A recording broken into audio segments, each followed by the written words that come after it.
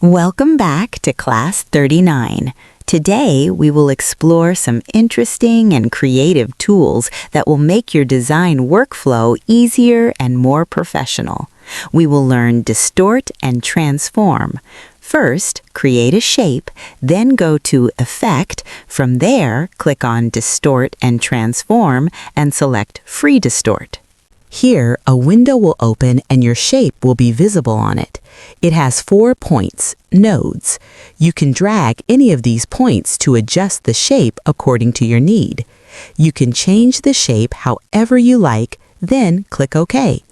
Now you can see that your shape has been transformed exactly the way you designed it.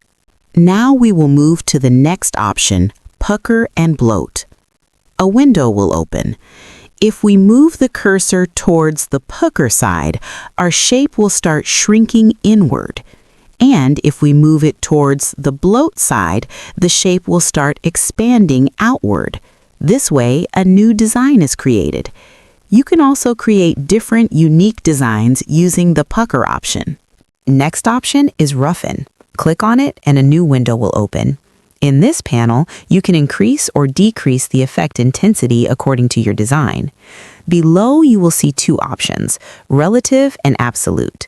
You can switch between them and observe how the effect changes accordingly.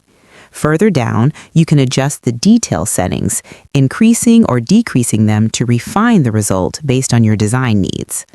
At the bottom, there is an option for points, where you can decide whether you want your design to look smooth or cornered, depending on your creative requirement.